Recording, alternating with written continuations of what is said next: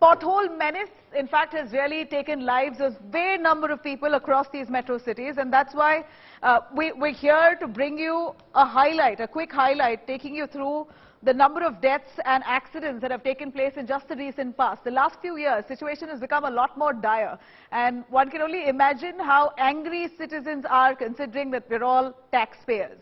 Just until June this year, 2022, just until June, we're looking at least 15,433 road accidents that have been reported in India, out of which 154 people have lost their lives. And then back in 2021, at least 2,230 road accidents reported, with a whopping 376 deaths owing to potholes. And then rewind back to 2020, 1,812 road accidents reported, with 337 deaths that have been reported.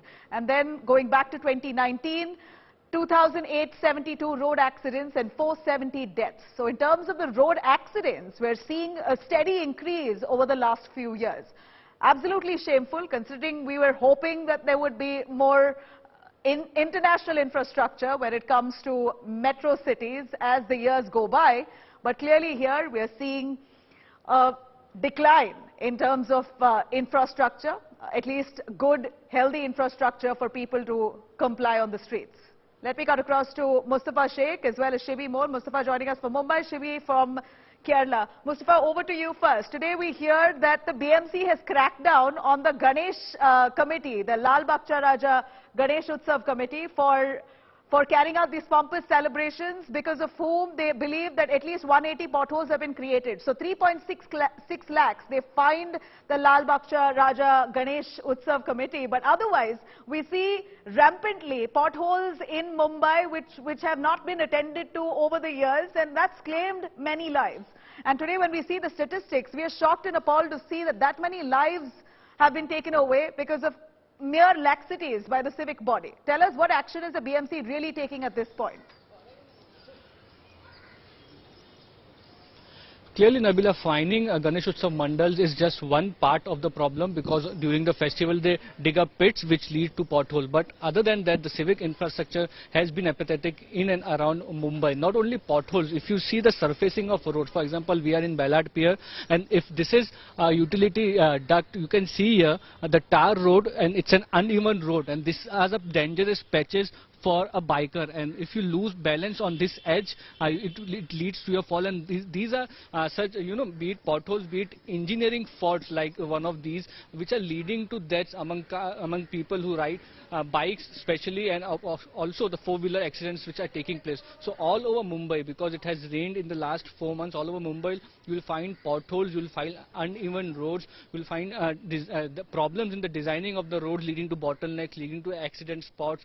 So these are problems which have been there in Mumbai for years, but even now, after spending crores of rupees, if you look at Mumbai Municipal Corporation's yearly budget for road repairs, that it's about 3,000 crores. So 3,000 crores yearly budget, 5,000 crores special project lodged by Eknath Shinde, who's saying that in the next 2 years there will be no such problems of potholes on roads in Mumbai. We'll have to wait and see what happens to that claim. But clearly, year after year, there have been complaints. There are accidents, especially on highways during monsoon. Bikers lose life, but no, there is no action which has been taken by the civic agencies. The pothole persists. There is only what we can say patchwork done. But even once again, if it rains heavily, that too, turns into a muddy area, which again leads to accidents. So these have been claims over the years, but as of now, right, it is very dangerous for the bikers, especially in Mumbai, to ride a bike during monsoon. Back to you.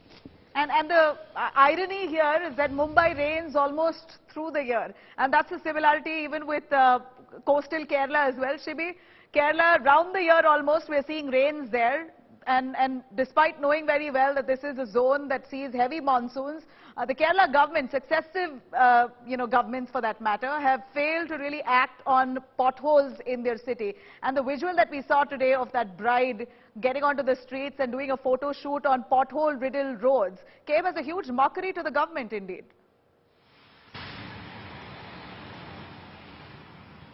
Well, Nabila, yes. In fact, in the last 2 months, we have seen a variety of protests, unique protests taken by the citizens of the state